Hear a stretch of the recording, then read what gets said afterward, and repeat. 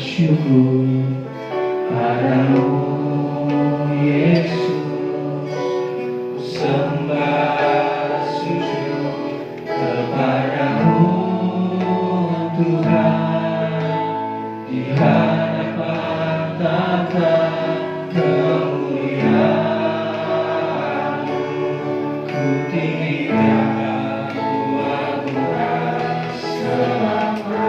Kami bolehkan syukur kami di hadapan-Mu.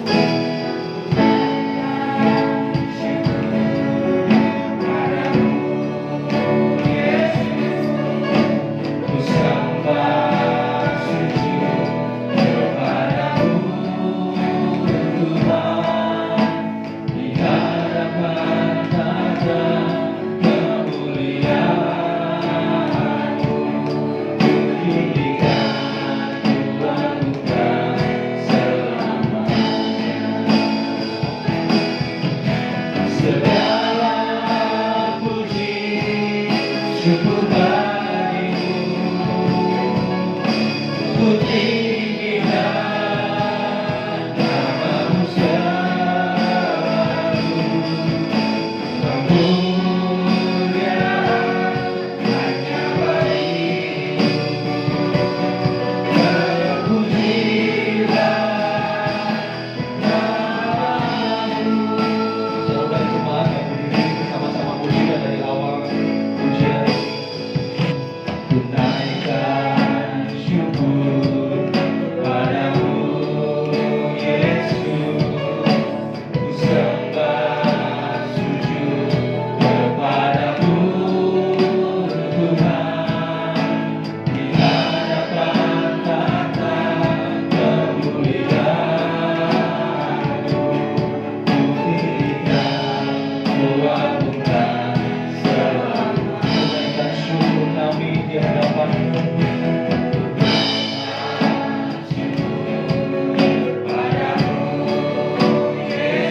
Kami mau sembah sujud hanya kepadamu, di hadapan tahta kemuliaan-Mu, ku tinggikan, ku agungkan selamanya. Segala pujian syukur kami naikkan, puji syukur bagimu, ku tinggikan nama-Mu selalu, kemuliaan hanya bagi-Mu, terpujilah nama-Mu. Segala puji syukur bagimu, ku tinggikan nama-Mu selalu, kemuliaan hanya bagi-Mu. Terpujilah nama-Mu. Segala puji syukur bagimu, ku tinggikan nama-Mu selalu, kemuliaan hanya bagi-Mu. Terpujilah nama-Mu, terpujilah nama-Mu, Terpujilah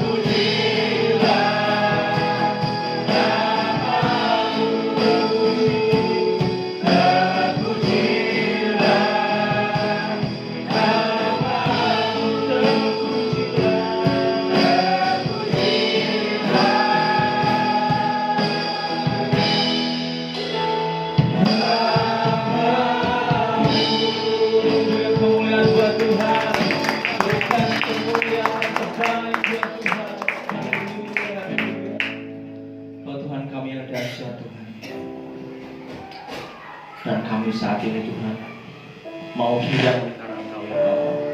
Kami mau bersorak-sorai karena nama Tuhan di dalam nama Yesus. Amin, amin. Masih sukacita? Amin. Masih sukacita? Amin. Jadi kita sama-sama mau bersukacita dulu ya.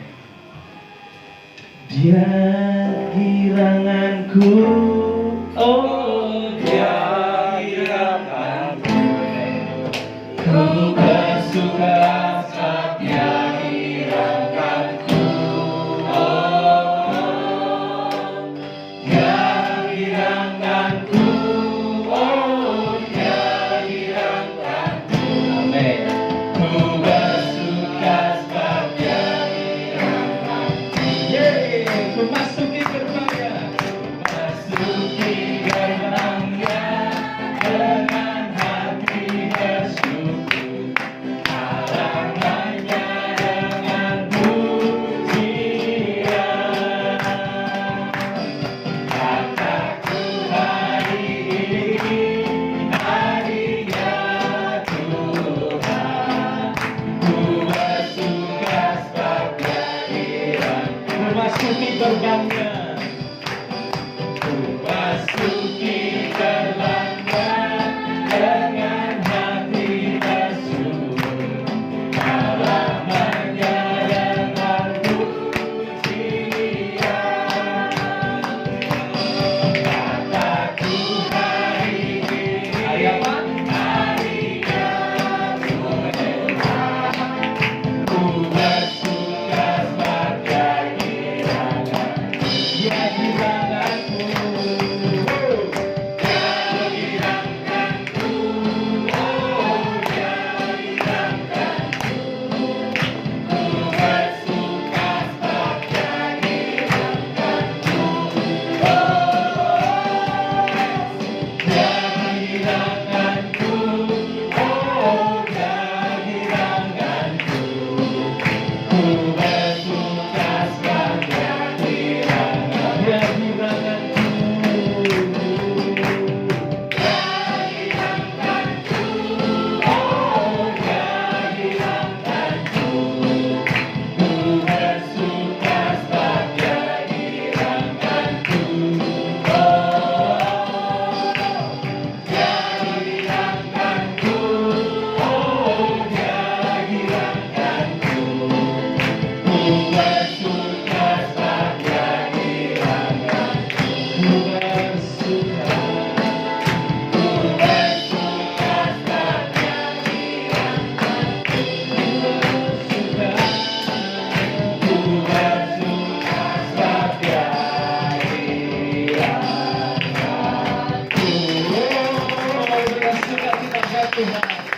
Haleluya, haleluya. Silakan duduk.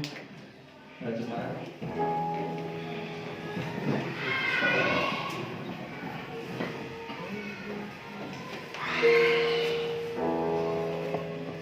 Engkau Tuhan yang sempurna, bahkan Engkau Tuhan yang ajaib dalam setiap hari-hari kami, dalam setiap rencanamu, dalam setiap karyamu. Kami mau serahkan seluruh hidup kami ya Bapa. Kami tahu Tuhan segala kelemahan kami tahu segala kekurangan kami, tapi biarlah oleh karena Engkau Tuhan yang mampukan kami, yang buat kami sampai ada sampai hari ini, semua karena kasih karunia-Mu Bapa. Bersyukur Tuhan. Terima kasih Yesus. Terima kasih Tuhan. Biarlah setiap firman-Mu yang akan disampaikan itu menggenapi setiap hidup kami Tuhan. Itu menguatkan setiap hari-hari kami, itu menguatkan setiap kelemahan kami Tuhan. Mujizat-Mu sampai setiap langkah kami Tuhan. Terima kasih Yesus.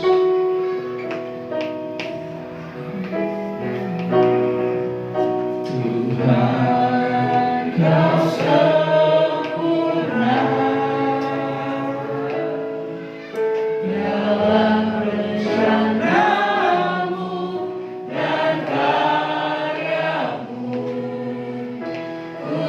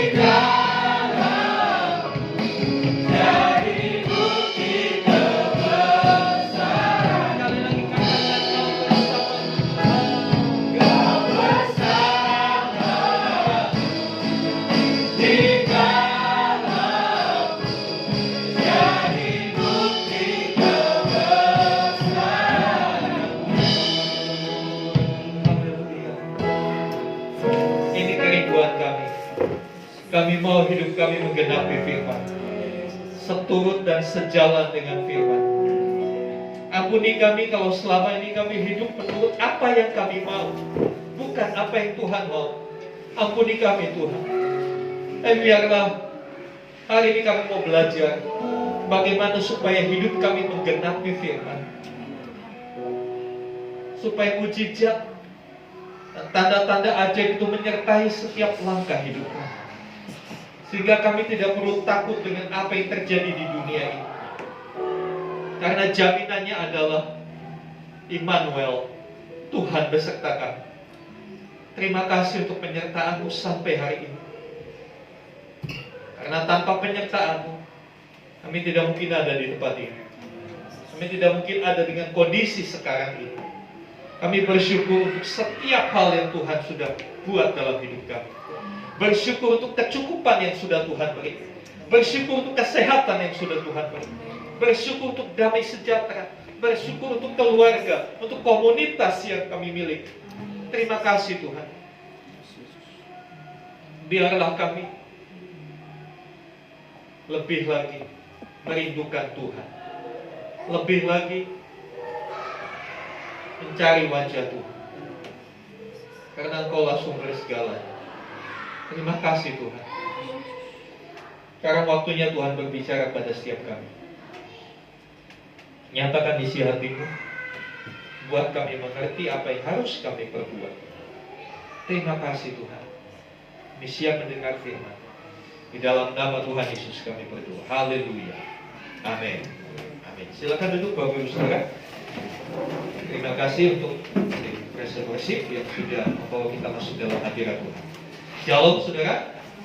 Ya Saudara, kita sudah menyelesaikan seri Buah Roh. Satu persatu kita sudah bahas, kita sudah belajar bersama-sama. Bagi saudara yang ingin mereview, saudara bisa kembali menyimaknya di dalam YouTube channel GBT Impactful Community. Jika saudara cari channel itu, ada semua. Itulah tujuannya kita buat rekaman, supaya kita bisa review. Namanya orang belajar itu harus sering mengulang, ya kan? Perkara-perkara rohani itu bukan sulap, bukan simsalabim, ya. Tapi semuanya perlu proses. Untuk kita bisa memiliki buah-buah roh, itu perlu proses. Tidak hanya sekali dengar khotbah pulang langsung bisa, enggak, perlu proses. Prosesnya ya dalam hari-hari kehidupan kita, lewat masalah, lewat kasus, lewat persoalan. Kadang-kala kita perlu lihat lagi pedomannya seperti apa. Makanya saudara bisa buka lagi channel YouTube gereja kita dan kita belajar lagi di sana. Ya, saudara, kita memanfaatkan teknologi untuk pertumbuhan iman kita. Jangan sampai teknologi justru merusak pertumbuhan iman kita. Banyak kali orang tidak bijaksana menggunakan teknologi. Alih-alih dia terjerat undang-undang ITE, berurusan dengan hukum. Makanya hati-hati. Ya, ada lagu sekolah minggu, hati-hati gunakan tanganmu. Ya, hari ini saya ganti sedikit, hati-hati gunakan jempolmu. Iya, karena dari jempol kita bisa kena masalah banyak. Kita ketik-ketik yang nggak benar bisa menimbulkan hal-hal yang tidak baik. Baik, hari ini kita akan melihat, saudara, ya, saya beri judul buah roh versus perbuatan daging. Mari kita membuka di dalam Galatia 5. Ya. Jadi ternyata di dalam Galatia 5 kita ketemu selain buah roh juga ada perbuatan daging yang harus kita waspadai tentunya. Ya, Galatia 5 ayat 16 sampai ayat yang ke-26. Saya akan membacakan bagian Alkitab ini, saudara bisa menyimak dengan baik. Galatia 5 ayat 16, demikian firman Tuhan, hidup menurut daging atau roh.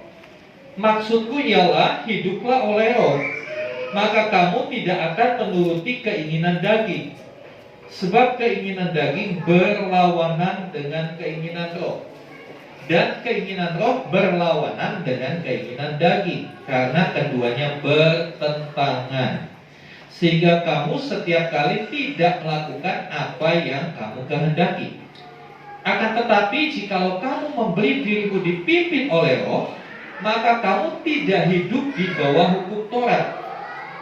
Perbuatan daging telah nyata, yaitu percabulan, kecemaran, hawa nafsu, penyembahan berhala, sihir, perseteruan, perselisihan, iri hati, amarah, kepentingan diri sendiri, percidraan, roh pemecah, kedengkian, kemabukan, pesta pora, dan sebagainya. Terhadap semuanya itu kuperingatkan kamu, seperti yang telah kubuat dahulu, bahwa barang siapa melakukan hal-hal yang demikian, ia tidak akan mendapat bagian dalam kerajaan Allah. Tetapi buah roh ialah kasih, sukacita, damai sejahtera, kesabaran, kemurahan, kebaikan, kesetiaan, kelemah lembutan, penguasaan diri. Tidak ada hukum yang menentang hal-hal itu. Barang siapa menjadi milik Kristus Yesus, ia telah menyalibkan daging dengan segala hawa nafsu dan keinginannya. Jikalau kita hidup oleh roh, baiklah hidup kita juga dipimpin oleh roh. Dan janganlah kita gila hormat, janganlah kita saling menantang dan saling mendengki. Saudara, dari apa yang kita baca, ya kita melihat ada perbuatan daging, tetapi ada buah roh. Ya, ada perbuatan daging, dikatakan percabulan, kecemaran, hawa nafsu, penyembahan berhala, sihir, perseteruan, perselisihan, iri hati, amarah, kepentingan diri sendiri, percidraan, roh pemecah, kedengkian, kemabukan, pesta pora, dan sebagainya. Bawahnya buah roh. Saya sengaja tidak membahas perbuatan daging satu persatu, ya, karena saya lebih fokus untuk kita memiliki buah roh, bukan untuk melakukan perbuatan daging. Jadi untuk sesuatu yang tidak baik nggak usah dibahas, kan begitu. Ngapain kita bahas sesuatu yang tidak baik? Kita bahas sesuatu yang baik untuk kita lakukan, kan begitu. Ya. Dan kalau kita melihat dua daftar ini, ya, perbuatan daging itu daftarnya lebih banyak. Ada berapa, saudara? Itu ada 15. Ya, buah roh ada 9. Next, kita lihat, ya, dua daftar yang berlawanan.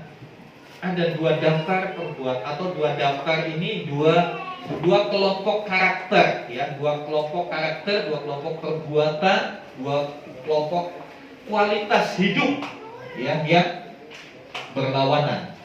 Ya, jadi perbuatan daging dan buah roh itu bukan hanya berbeda, tapi benar-benar berlawanan. Rasul Paulus berkata begini, sebab keinginan daging berlawanan dengan keinginan roh, Dan keinginan roh berlawanan dengan keinginan daging, karena keduanya bertentangan. Kalau bertentangan gimana sih? Bertentangan ya tarik-menarik.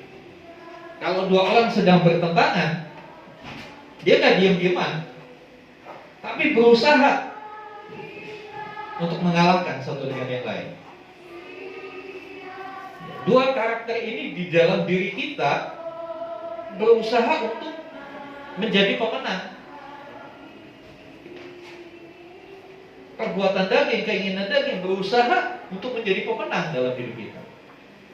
Di sisi lain, buah roh juga ingin dimunculkan, sehingga kadang-kadang kita melakukan, dikatakan Paulus, melakukan sesuatu yang kita gak ingini. Sering kan kita bilang begini, sebetulnya sih saya gak mau marah, betul kan? Banyak kan kita bilang gitu, sebetulnya saya gak mau marah, tapi gak apa, kenapa ya tiba-tiba kok langsung meledak. Pernah gak saudara mengalami kondisi-kondisi seperti ini? Saya udah dari rumah niat nih gak mau marah, tapi begitu keluarga dipotong, cus mobilnya, meledak. Padahal dari rumah udah punya tekad, bahkan berdoa, Tuhan bikin saya gak marah. Tapi begitu keluar, dipotong mobilnya, hampir keserempet. Apa yang terjadi? Meledak juga. Persis seperti yang dikatakan Paulus. Maunya nggak begitu, tapi itu yang dilakukan. Ini menunjukkan memang dalam diri manusia selalu ada yang menentang hal-hal yang baik. Kalau kita ingin berniat, bertekad, saya mau hidup dalam damai sejahtera, saya nggak mau dikuasai kemarahan, saya mau mengendalikan diri. Tapi seringkali kita diperhadapkan kepada situasi yang membuat akhirnya kita jatuh juga. Nah saudara, kenapa? Ya karena itu. Kedua hal ini bukan hanya berbeda, tapi dua hal ini berlawanan, bertentangan.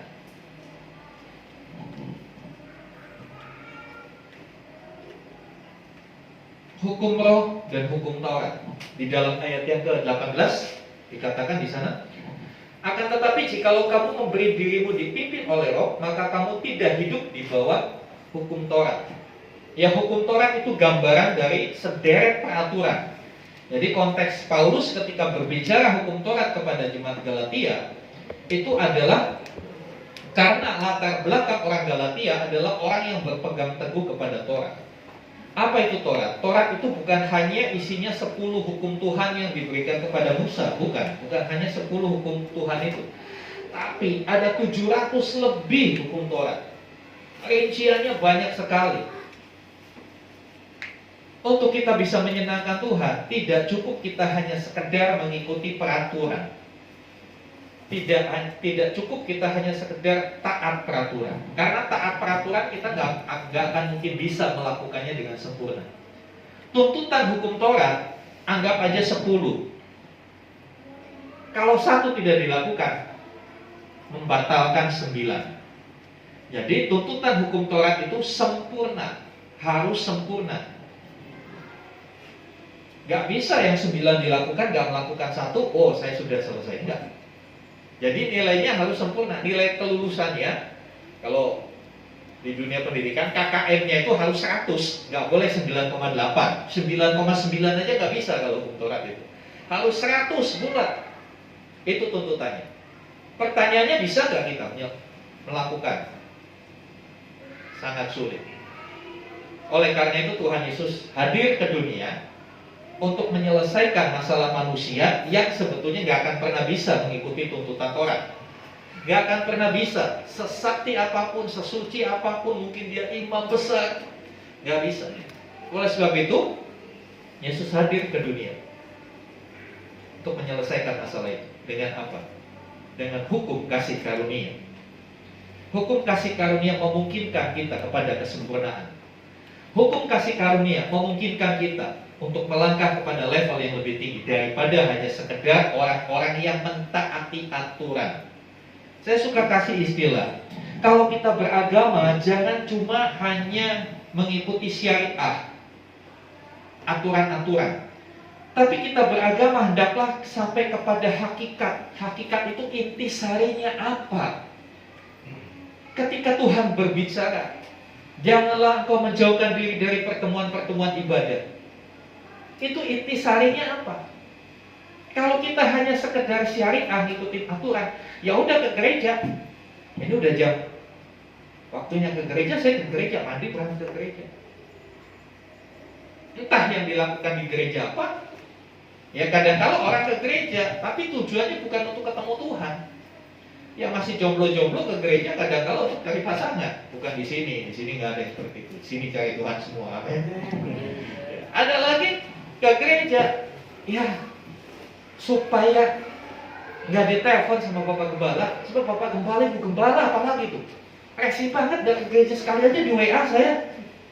Nggak enak jawabnya apa, masa kesiangan terus tiap minggu kok kesiangan? Senin sampai Sabtu kok nggak kesiangan, hari Minggu kok kesiangan? Kayak kesiangannya udah disetel kan, saya nggak enak. Ya udahlah saya ke gereja. Ada lagi orang, iya fisiknya di gereja, tapi di gereja mainan handphone, chattingan sama orang lain. Buka gambar-gambar yang lain, malah belanja online sambil dengerin khotbah. Di sini nggak ada.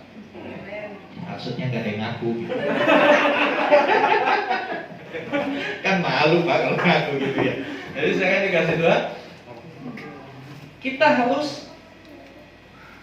beribadah, ngerti untuk apa kita datang ke sini. Untuk apa kita datang ke gereja? Untuk apa Anda meninggalkan selimutmu yang enak itu, ruang kamarmu yang seperti istana itu, datang ke tempat ini? Silakan dikasih Tuhan. Itulah beragama sampai kepada hakikat, kepada intinya. Ini sebetulnya yang Tuhan mau katakan. Kita itu hidup di bawah hukum roh, bukan hukum Taurat. Hukum Taurat itu hanya sederetan peraturan yang memusingkan kita, yang membebani kita. Sehingga banyak orang terbebani dengan syariah, dengan aturan. Akibatnya banyak orang yang bersandiwara, ya, pura-pura baik di depan orang, tapi di belakang aslinya muncul. Kalau di gereja semua haleluya, haleluya, puji Tuhan. Tapi kalau di rumah, anjing lu. Lihat itu, saudara. Kalau kita mengerti kita hidup di bawah hukum roh, kita nggak pusingkan dengan aturan. Otomatis kita akan hidup teratur. Otomatis kita akan taat. Dan itu tidak menjadi beban. Orang yang benar-benar mengerti hukum roh, ketika menjelang waktu-waktu ibadah, dia bersuka cita. Seolah-olah jiwanya itu bersorak, yes, aku mau ibadah. Ada kesukaan, ada kegembiraan. Bukan jadi beban. Aduh, ke gereja. Ini berapa kali lagi persembahannya ini ya? Aduh, jangan-jangan ditagih lagi nih perpuluhan. Jadi beban. Tapi kalau kita mengiring Tuhan, hidup di dalam hukum roh, kita enjoy, kita menikmati. Karena di dalam roh ada kebebasan, di dalam roh ada kemerdekaan, tidak ada tekanan. Kita melakukan karena kita menyadari. Kita melakukan karena kita tahu saya perlu ini. Saudara dikasih Tuhan, dan akhirnya pun akan sangat berbeda. Hasilnya akan sangat berbeda. Galatia 5 ayat yang ke-21b, itu hasil dari perbuatan daging, ya. Hasil dari perbuatan daging, barang siapa melakukan hal-hal demikian, ia tidak akan mendapat bagian dalam kerajaan Allah.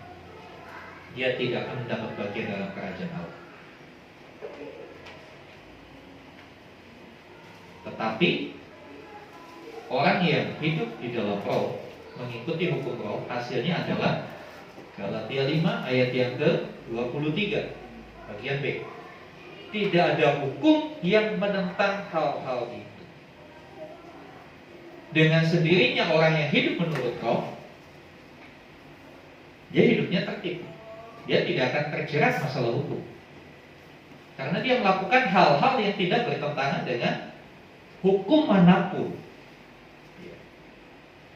Apakah kesabaran itu menentang salah satu budaya tertentu? Enggak. Justru itu sifat unggul. Semua budaya ya mengharapkan orang memiliki jiwa yang sabar. Kebalikan dengan yang di atas, ya. Contoh yang di atas, amarah. Ya. Marah dan amarah itu berbeda. Marah itu bagian dari emosi, bagian dari keberadaan diri kita. Kita punya perasaan, kita bisa marah. Tapi kalau amarah itu menunjukkan marah yang terus-menerus, marah yang tidak teratur, marah yang tanpa alasan yang jelas. Ya. Marah boleh nggak? Marah boleh. Kalau anak kita melakukan sesuatu yang tidak benar, kita bisa marah. Tapi marah dalam konteks untuk mendidik, marah dalam konteks untuk menjadikan dia lebih baik, bukan sekedar untuk melampiaskan emosi, mengikuti nafsu. Saudara dikasih Tuhan, hasilnya berbeda. Hidup menurut roh dengan hidup menurut daging, hasilnya sangat berbeda. Dan sekali lagi dua ini bertentangan.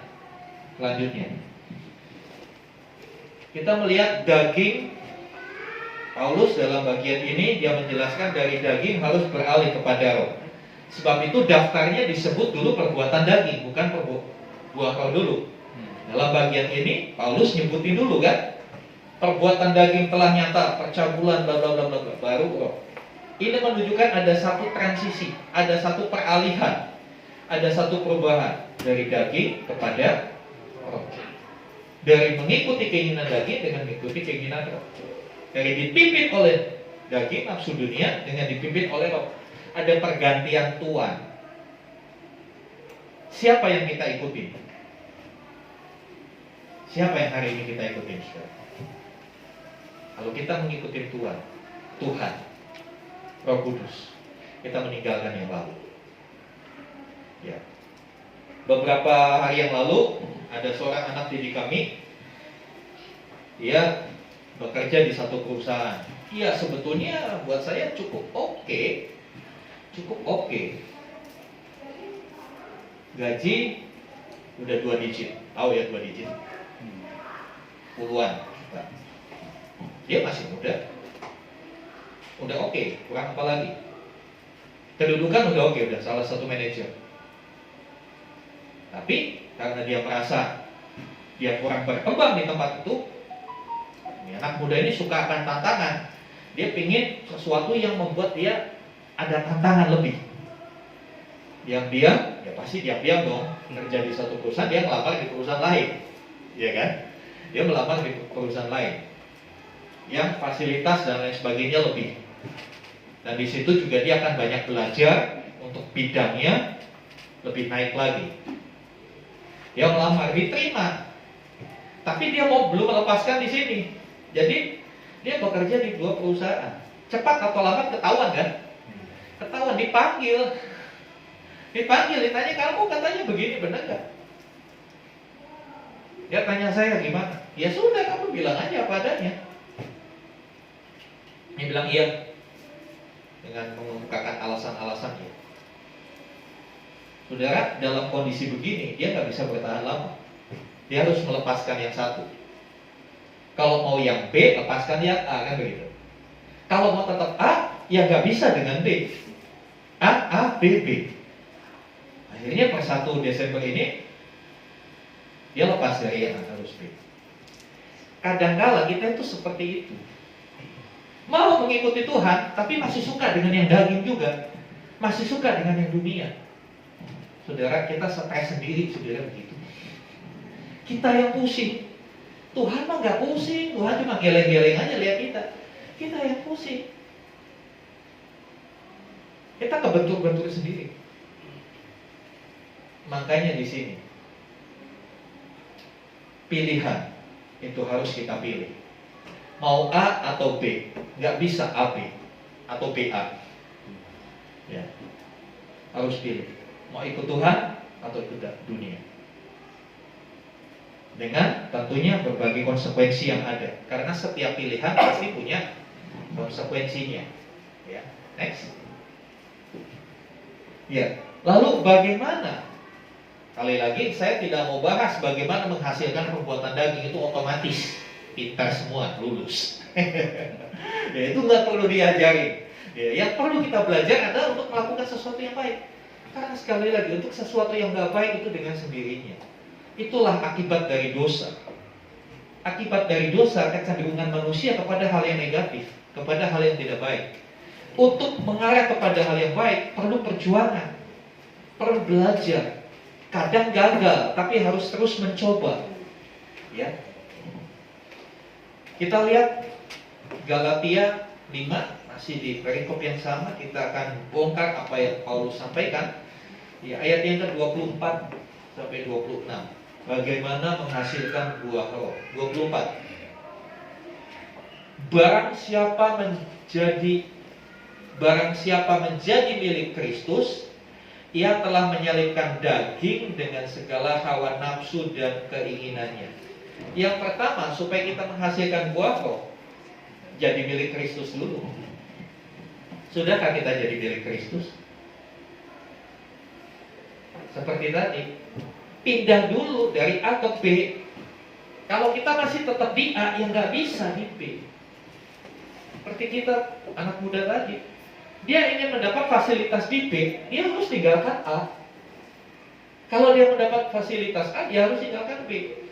Nah, saudara dikasih Tuhan, kalau mau menghasilkan buah roh, tinggal di dalam Kristus. Serahkan diri menjadi milik Kristus. Ketika Tuhan Yesus bilang, kamu gak bisa mengabdi pada dua tuan. Sama seperti saudara berdiri di atas dua perahu, yang ada jatuh. Ya, saudara punya motor dua boleh, tapi apakah saudara bisa mengendarai dua motor itu bersama-sama? Gak bisa. Yang ada jatuh, yang ada celaka. Kalau kita mau menghasilkan buah roh, jadi milik Kristus dulu. Ya.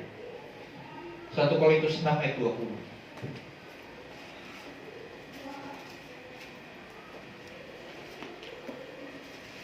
1 Korintus 6 ayat 20. Tolong Pak Didi bisa bacakan. 1 Korintus. Sebab kamu telah dibeli dan harganya telah lunas dibayar. Karena itu muliakanlah Allah dengan tubuhmu. Iya, dikatakan kamu telah dibeli. Kita ini telah dibeli. Harganya nggak nyicil, cash. Tuhan membeli kita dengan cash. Dibeli dengan darahnya yang mahal. Dengan hidupnya dia beli kita. Sebab itu nasihatnya adalah, karena itu muliakanlah Allah dengan tubuh. Muliakan Allah dengan tubuhmu bukan saja pada saat kita nyanyi tadi, dia girangkanku, oh dia girangkanku. Bukan hanya itu. Tapi bagaimana kita menggunakan tubuh dan anggota-anggota tubuh kita untuk melakukan kebenaran. Itu yang dikatakan memuliakan Allah dengan tubuh. Gak salah sih, yuk kita memuji Tuhan, kita bertepuk tangan, kita angkat tangan memuliakan Tuhan, bersorak, betul. Tapi itu hanya sebagian kecil dari memuliakan Tuhan. Memuliakan Tuhan yang sesungguhnya bukan hanya ketika kita menyanyi, ketika kita bertepuk tangan. Toh, saudara bertepuk tangan gak lebih dari 1 jam, betul? Saudara mengangkat tangan gak lebih dari 1 jam. Apa sepanjang hari saudara ke pasar nyanyi dia girangkanku, oh ditangkap saudara. Tangkap Satpol PP, oh ini orang gila melarikan diri. Atau sambil angkat tangan, yes, Yesus luar biasa, jalan-jalan begitu. Itu hanya sebagian kecil. Tapi selebihnya, ya bagaimana kita menggunakan mulai dari yang kecil, bibir lidah kita. Apakah ucapan kita memuliakan Tuhan? Apakah ucapan kita memberkati orang? Atau ucapan kita cenderung menyakiti orang? Ya. Apa yang kita ucapkan? Kemudian perilaku kita. Apakah perilaku kan menggunakan tubuh? Apakah perilaku kita menghadirkan Kristus di tengah-tengah dunia ini, atau justru mempermalukan Tuhan? Ya, saya suka lihat teman-teman di Facebook hamba-hamba Tuhan upload pelayanan di penjara. Lalu dia suka bilang captionnya, puji Tuhan banyak yang hadir. Saya japri, saya sedih kalau pelayanan di penjara banyak yang hadir. Kenapa? Iya, kalau pelayanan di penjara banyak yang hadir itu menunjukkan banyak orang Kristen yang hidupnya nggak benar jadi di penjara. Bisa ngerti maksud saya? Kenapa? Kalau pelayanan di penjara, jamnya ibadah Kristen, itu setiap napi itu wajib ikut. Itu petugasnya keliling, pukulin saya, ayo Kristen ibadah. Gitu. Kalau di jemaat seperti ini kan nggak ada yang seperti itu. Nggak ada yang datang ke rumah satu-satu, ibadah. Tapi kalau artinya apa? Kalau di penjara itu banyak jemaatnya yang Kristen, berarti banyak orang Kristen masuk penjara, betul nggak? Itu kan sesuatu yang menyedihkan buat kita. Namanya Matius, tapi membunuh. Namanya Yohanes, tapi korupsi. Saudara yang dikasih Tuhan, muliakan Tuhan dengan tubuh. Karena tubuh kita, hidup kita sudah dibeli, sudah lunas, dibayar. Nggak dikredit, nggak juga pakai peleter, Tuhan bayar lunas. Saudara yang dikasih Tuhan, jadi hidup kita bukan punya kita, karena kita sudah dibeli sama Tuhan. Ya. Kalau saya beli, ya, misalnya saya beli keyboard ini, maka keyboard ini otomatis jadi milik saya. Saya mau menggunakan dia kapan aja dia mau, kapan aja saya mau. Ya kan? Benda ini nggak boleh menolak ketika saya on-kan atau off-kan. Hidup kita juga begitu. Ketika Tuhan mau pakai kita, siapkah kita? Karena kita sebetulnya sudah miliknya Tuhan. Mau diapa-apain ya suka-sukanya yang punya, betul kan? Ya. Contoh yang lain, ketika saudara mungkin beli anjing, saudara pelihara dengan baik, ya, digemukkan, udah gemuk, mau Natal, waduh, B2 mahal, ya udah beli satu aja, ya udah gemuk, ya. Kita pindahkan aja deh ke meja makan. Apakah si anjing itu berhak menolak? Jangan Tuhan, saya nggak mau, saya belum kawin, saya nggak mau dipotong. Ya nggak bisa bilang begitu. Ya dia harus pasrah, diapain aja harus siap. Gambarannya seperti itu. Ketika kita mengerti bahwa kita sudah dibayar lunas, sudah dibeli jadi miliknya Tuhan, maka kehendak Tuhanlah yang harus terjadi dalam hidup kita, bukan kehendak kita. Rencana Tuhanlah yang harus terjadi dalam hidup kita, bukan rencana kita.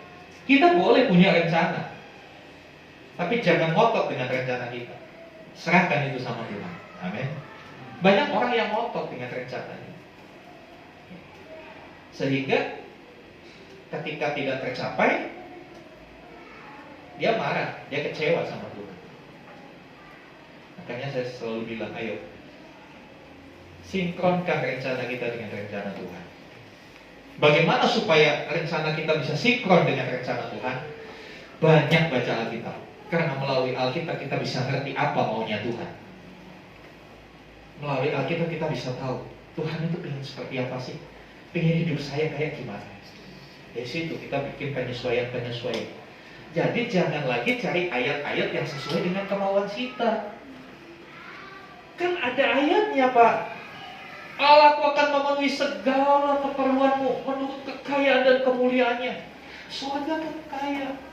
Dia akan memenuhi setiap keperluan kita. Perhatikan baik-baik. Yang dipenuhi itu keperluan, bukan keinginan. Tapi yang kita ajukan dalam doa, keperluan apa keinginan? Lebih banyak keinginan atau lebih banyak keperluan?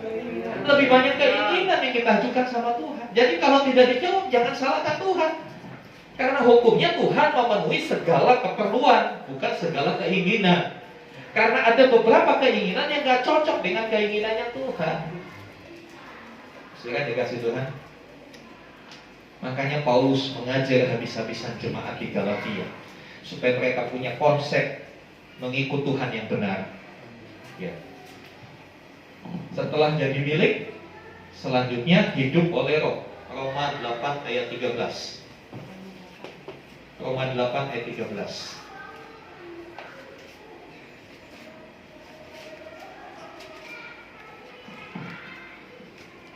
Demikian firman Tuhan, Roma 8 ayat 13.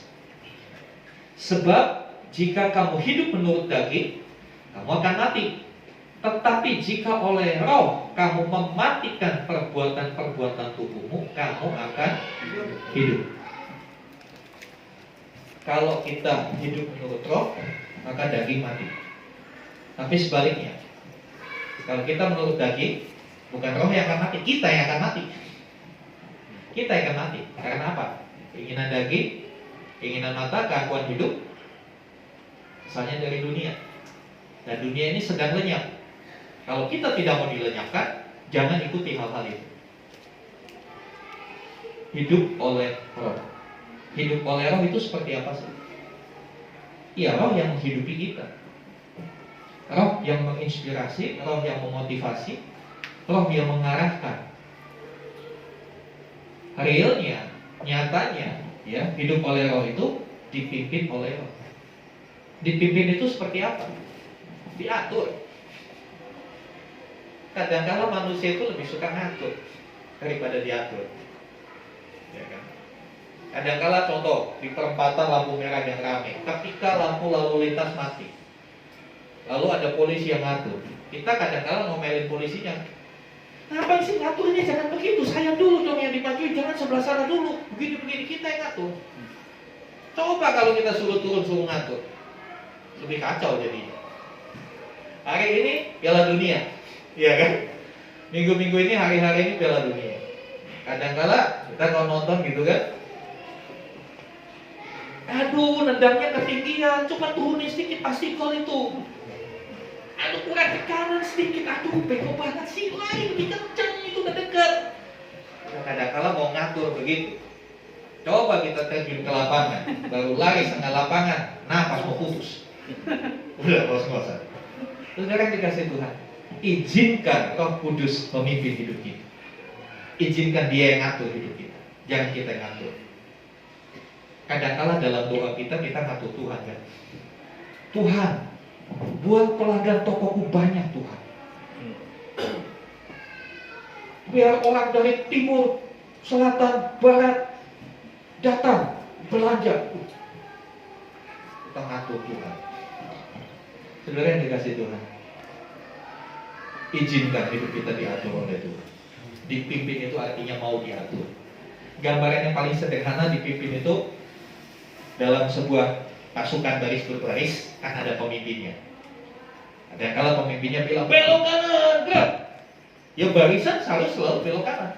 Coba ada satu yang begitu belok kanan dia tetap lurus, ambil itu saudara. Tapi seringkali hidup kita kan begitu. Makanya banyak kali hidup kita itu ambil, saudara. Kenapa? Tuhan suruh ke kiri kita ke kanan. Tuhan suruh lurus kita berhenti. Tuhan suruh berhenti kita jalan terus. Nah ini yang kadang-kadang nggak kita sadari. Kalau sudah ambil, sudah berantakan, kita marah sama Tuhan. Tuhan nggak dengar doa saya. Saya udah melayani. Saya udah kasih waktu saya buat Tuhan. Tapi kenapa Tuhan nggak tolong saya? Kira-kira kalau saudara jadi Tuhan, lihat orang begitu gimana? Takut gitu. Tapi untuk Tuhan gak kayak gitu.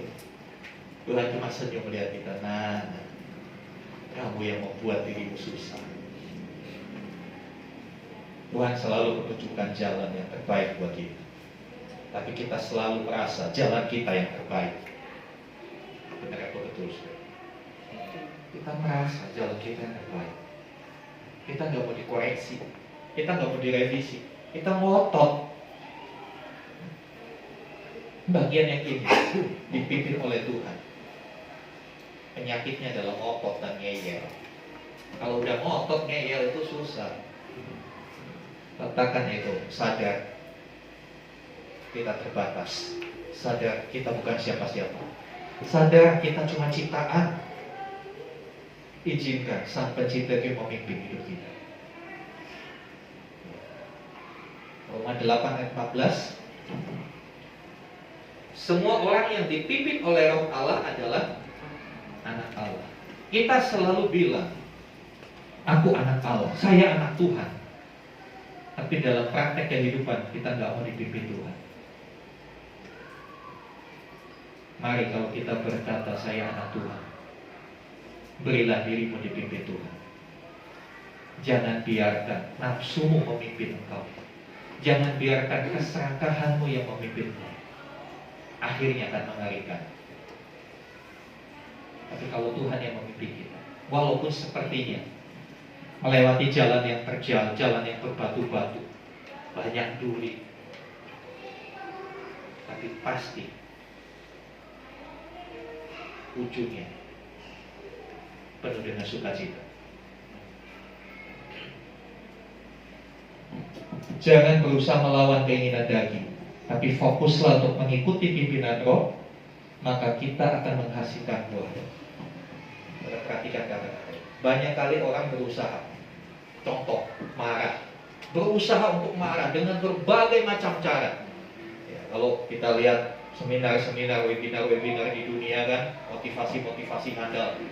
Tekan yang negatif dalam dirimu. Jangan biar lawan pikiran negatif dalam dirimu. Lawan emosi negatifmu. Saya mau katakan, nggak akan berhasil melawan. Karena semuanya itu sebenarnya lebih kuat dari kita.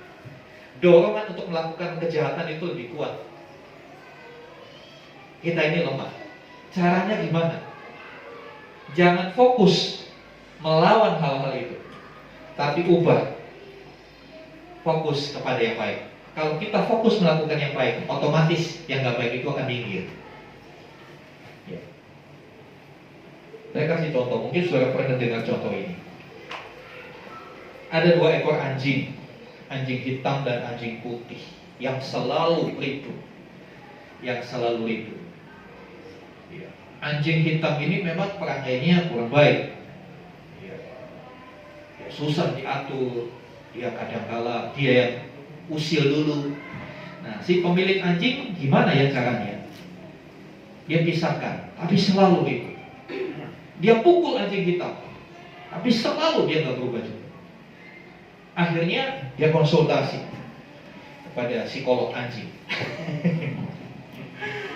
Psikolog ini bilang gini, gampang Pak, Bapak mau anjing mana yang menang? Anjing putih, gampang. Jangan kasih makan anjing hitam, kasih makan anjing putih. Jangan kasih. Wah, waktu anjing hitam, dia praktekkan, waktu anjing hitam gak kasih makan, dia teriak-teriak terus, sepanjang malam dia menggonggong terus. Aduh, berisik, dia datang lagi. Gimana sih udah gak kasih makan, tapi dibikin ribut, saya gak bisa tidur. Sabar Pak, tunggu 3 hari, dia akan diam. Kasih makan gak? Gak usah, jangan dikasih makan, sedikit pun jangan. Tapi Bapak tetap kasih anjing makan anjing putih itu dengan teratur, dengan makanan yang bergizi. Yang hitam jangan sekalipun dikasih makan. Hari kedua makin kencang gonggong. Hari ketiga gak ada bunyinya. Kenapa saudara? Mati anjingnya. Saudara mau keinginan dagingmu tidak menggonggong lagi? Jangan turuti, jangan kasih makan, jangan ikuti. Kalau diikuti makin jadi dia, makin jadi, makin berkuasa. Tapi yang harus dikasih makan, yang harus dipupuk, yang harus ditingkatkan adalah hal-hal yang baik. Penguasaan diri itu harus ditingkatkan, kesabaran harus ditingkatkan, kebaikan harus ditingkatkan. Ketika kita fokus kepada yang baik, maka pelan-pelan yang buruk itu akan hilang dengan sendirinya. Ya. Saya suka katakan, memberantas narkoba itu sebetulnya tidak sulit, nggak perlu biaya, nggak perlu mengerahkan tim khusus, pasukan khusus memberantas narkoba, enggak. Justru kadang-kadang pasukan khusus itu yang pakai narkoba jadinya. Gimana caranya? Ya tinggal gak usah dibeli aja, nggak usah beli, nggak usah dipakai. Sekarang kalau orang jualan, saudara jualan, kalau nggak ada yang beli, Tetap mau jualan nggak? Letih kan, ganti barang dagangan yang lain. Kenapa pengedar bisnis narkoba makin berkembang? Ya karena banyak yang beli. Coba nggak ada yang beli. Alih profesi, mendingan saya dagang beras Pak katanya. Ini modalnya mahal, nggak ada yang beli. Dipakai juga nanti saya mati sendiri. Saudara yang dikasih Tuhan, pemberantasan narkoba itu simpel banget. Dimulai dari keluarga. Ketika keluarga-keluarga bisa memantau anaknya, bisa menghadirkan suasana yang nyaman di rumah tangga, bisa memberikan apresiasi kepada anak, menerima anak apa adanya, mensupport anak, dia nggak akan cari di luar. Sementara pengedar itu kalau nggak laku ya udah ganti profesi. Mendingan saya jualan bensin katanya. Mendingan saya jualan kerupuk daripada jualan narkoba. Saudara yang dikasih Tuhan, jangan fokuskan kepada yang buruk, tapi fokus kepada yang baik. Ingat, jangan kasih makan anjing hitam. Kasih makan anjing putih. Mungkin waktu awal nggak dituruti, itu bergejolak di dalam jiwa, ya kan? Oke, ada orang yang bikin jengkel, otomatis anjing hitam kita ini menggonggong kan? Lawan aja, masa lu nggak berani sih? Oh cemen amat digituin. Ya, lalu pakai kata-kata yang keren. Ya. Cacing aja diinjak menggeliat loh, masa kamu diam aja? Wow, mulai diprovokasi kan? Oleh hasutan-hasutan seperti itu. Tapi kalau kita tetap bilang enggak, saya nggak mau lakukan, saya mau berdoa. Alihkan kepada yang baik. Saya mau berdoa, saya mau doain orang itu. Tapi doa itu bukan Tuhan, biar dia ketabrak beca. Ya nggak bakal ketabrak beca, di sini nggak ada beca. Doanya nggak dijawab Tuhan, salah berdoa. Jangan negatif Tuhan. Ya, jangan izinkan yang negatif itu mendapat makanan. Dia akan makin kuat. Stop, beralih. Nanti kita akan lihat. Kok bisa ya saya sabar? Kok bisa ya saya tetap baik padahal orang itu jahatin saya? Next. Ya. Galatia 2 ayat 20. Rasul Paulus bilang begini. Namun aku hidup, tetapi bukan lagi aku sendiri yang hidup. Dia sadar hidupnya bukan milikku, melainkan Kristus yang hidup di dalam aku. Ini pengertian jadi milik Kristus. Kristus hidup di dalam aku. Artinya apa? Kristus yang menguasai hidupku. Dan hidupku yang kuhidupi sekarang di dalam daging, ya Paulus bilang, saya masih di dalam daging loh. Saya masih bisa kecewa, saya masih bisa marah, saya masih bisa jengkel. Nah, saya pun masih punya kemampuan untuk membalas. Tetapi dia bilang, adalah hidup oleh iman dalam anak Allah yang telah mengasihi aku dan menyerahkan dirinya untuk aku. Dia tidak gunakan kebebasannya, tapi dia letakkan dirinya kepada Tuhan. Hidup di dalam iman oleh anak Allah. Dia percaya bahwa Kristus yang sudah menjadi pemilik hidupnya bisa menjadi guide, bisa menjadi pemandu, penuntun hidupnya. Karena dia sadar sekali bahwa anak Allah itu mengasihinya. Kristus membeli kita bukan untuk memperbudak kita, tapi untuk membebaskan kita dari perbudakan dosa. Jadi sekali lagi, tadi 1 Korintus 6:20 bilang, kamu telah dibeli, harganya telah lunas. Tuhan membeli kita bukan untuk memperbudak kita, tapi justru untuk membebaskan kita dari perbudakan dosa. Justru untuk membebaskan kita dari segala kekacauan, segala carut-marutan di dunia ini. Tapi kembali kepada kita. Kita mau nggak diatur oleh Tuhan? Atau kita yang ngatur Tuhan? Kebanyakan sih kita yang ngatur Tuhan kan begitu. Mari berhenti, izinkan Tuhan ngatur hidup. Yakinlah dia lebih pintar dari kita, saudara. Dia lebih tahu apa yang akan terjadi di depan kita. Next. Ya. Silakan dibaca slide ini. Kalau ini adalah keputusan saudara, silakan saudara bagi.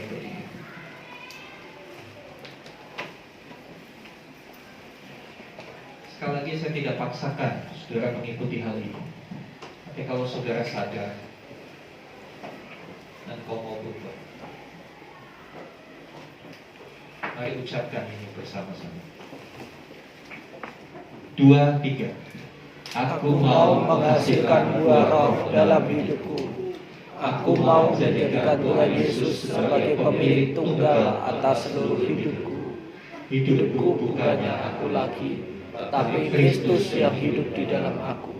Mulai sekarang aku mau fokus pada pimpinan roh dalam hidupku. Mari kita tundukkan kepala, main musik.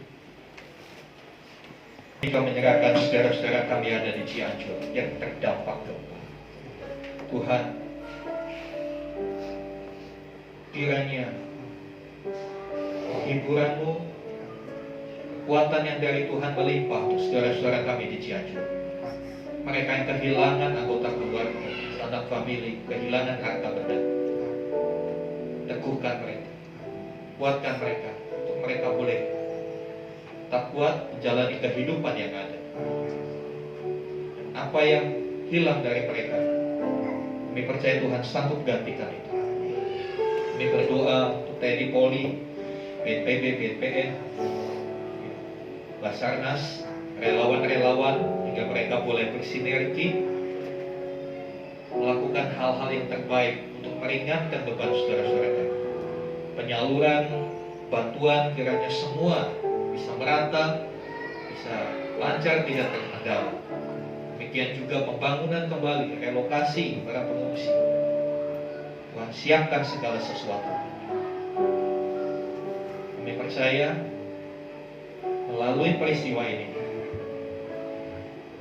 mereka boleh berjumpa dengan Juru Selamat sejati, Yesus Kristus. Terima kasih Tuhan, terima kasih. Mari saudara yang dikasih Tuhan, buka hatimu dan angkat tangan. Nah sekarang terimalah rahmat anugerah dari Bapa di sorga, di dalam kasih dan karya Tuhan Yesus Kristus, bersama dengan pengurapan penyertaan Roh Kudus. Terimalah berkat-berkat jasmani, terlebih lagi berkat rohani. Jadilah berkat dimanapun Tuhan menempatkan. Karena itu pergilah, jadikanlah semua bangsa muridku, dan baptislah mereka dalam nama Bapa dan Anak dan Roh Kudus. Dan ajarlah mereka melakukan segala sesuatu yang telah kuperintahkan kepadamu. Dan ketahuilah, aku menyertai kamu senantiasa sampai kepada akhir zaman. Demikianlah Tuhan Yesus akan datang kembali, menjemput kita, membawa kita masuk dalam kebahagiaan kekal. Supaya di mana Tuhan Yesus berada, di situ kita boleh berada. Terima kasih Tuhan. Di dalam nama Tuhan Yesus Kristus, saya mohonkan doa berkat ini. Haleluya. Amin.